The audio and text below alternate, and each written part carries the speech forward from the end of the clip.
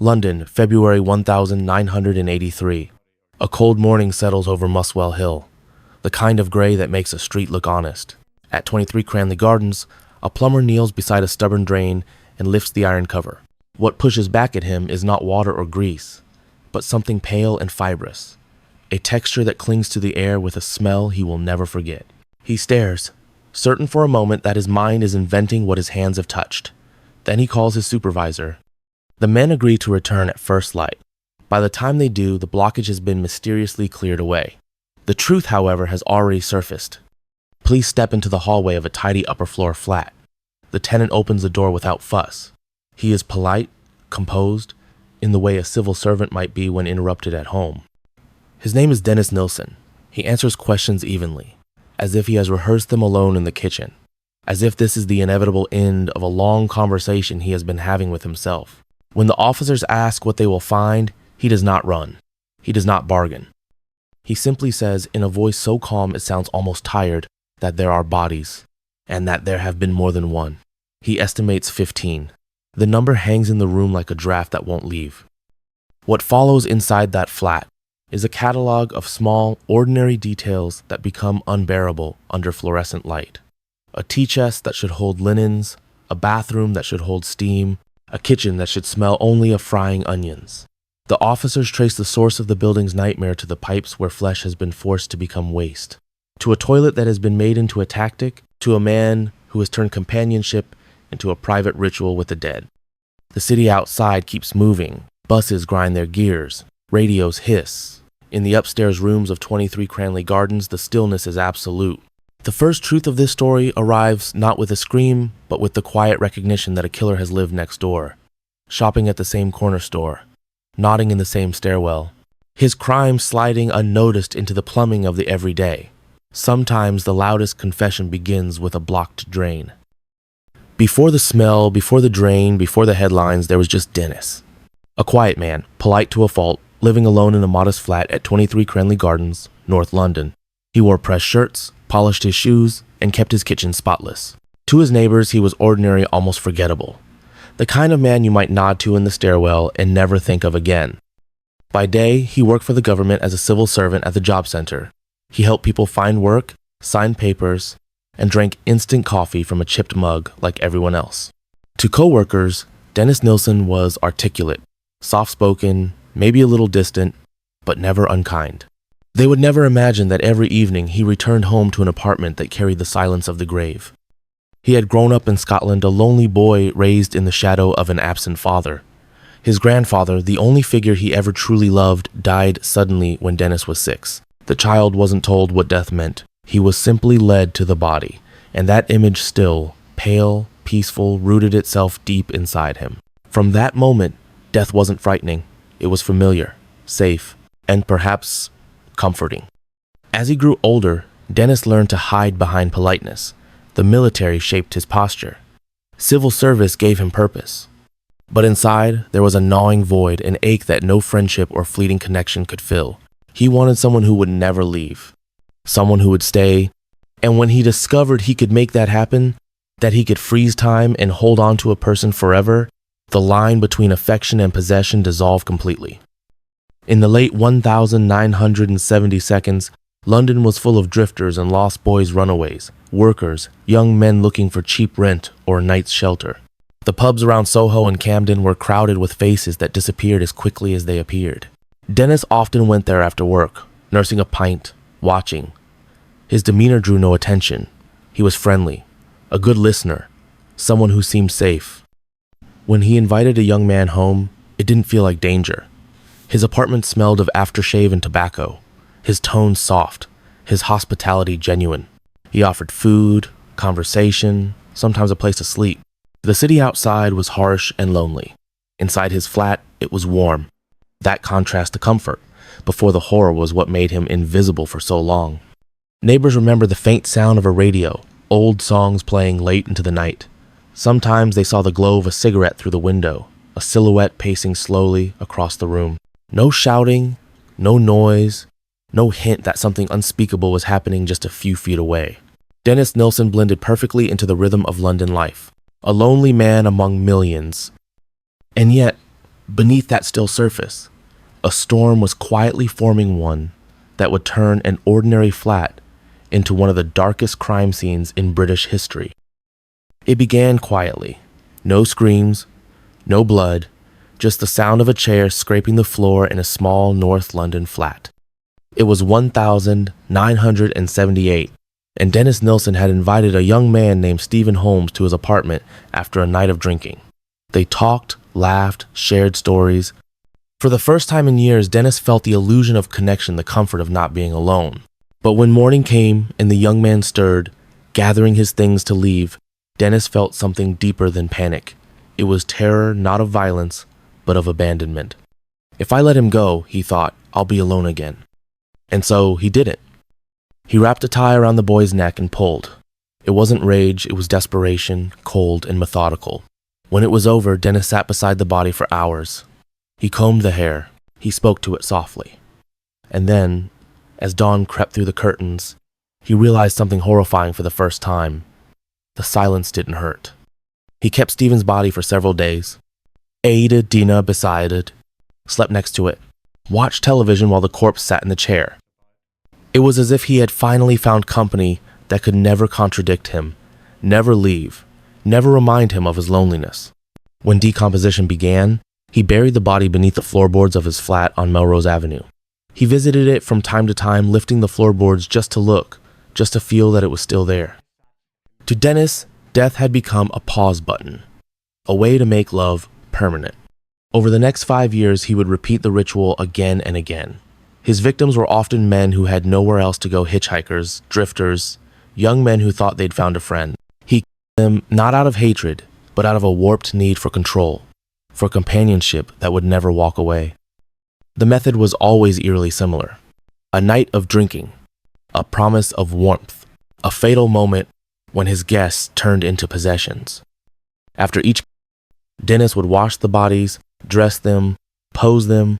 Sometimes he would keep them for days, talking to them as though they were alive. Other times he photographed them, preserving the illusion that his victims were still with him. When his first flat became too full, he moved to 23 Cranley Gardens, a smaller apartment with no garden or soil to bury in. There, he found new ways to hide the evidence. He cut the bodies into pieces, boiled flesh to mask the smell, flushed remains down the toilet, and burned bones in the fireplace. And through it all, he went to work every morning, shaking hands, making tea, filling forms, while the air in his apartment grew thicker with decay. There's something profoundly chilling about how normal it all appeared. Neighbors never complained of noise, only a strange smell now and then, which he blamed on plumbing issues. Friends described him as calm, intelligent, a bit lonely perhaps. Even his landlord thought of him as reliable. He was living in two worlds, one of order, the other of obsession. Each blurred the line between them a little more. By the time 1983 arrived, the man who once feared loneliness had become its prisoner.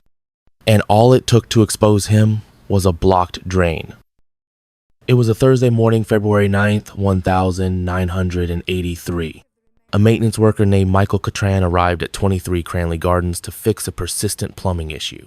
The tenants had been complaining of a strange, foul smell and slow drainage. When Catran opened the access point to the shared drain, what he saw wasn't sewage, it was something pale, stringy, and unmistakably organic. He fished out a few pieces, wrapped them in tissue, and felt the chill that only comes when your brain knows the truth before you admit it.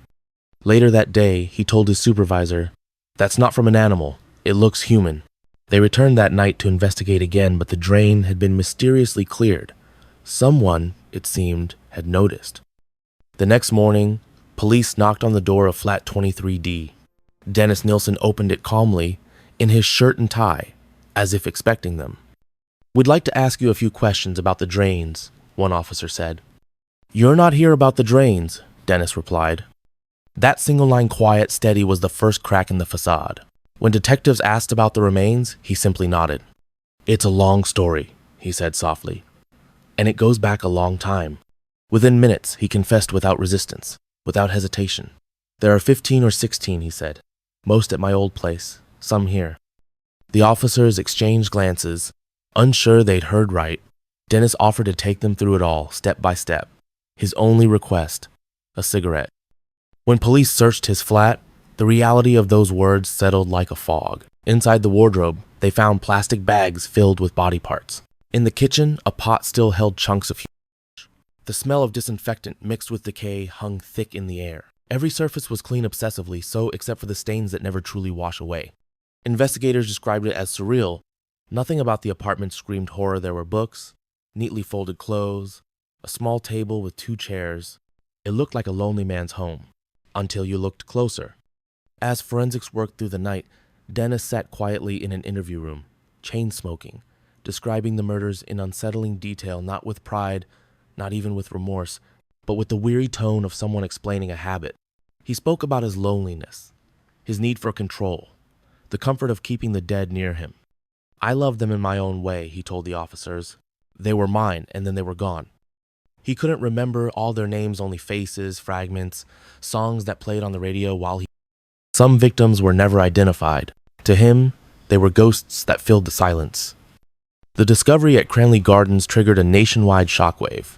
Reporters flooded London. Headlines screamed, "The Monster of Muswell Hill."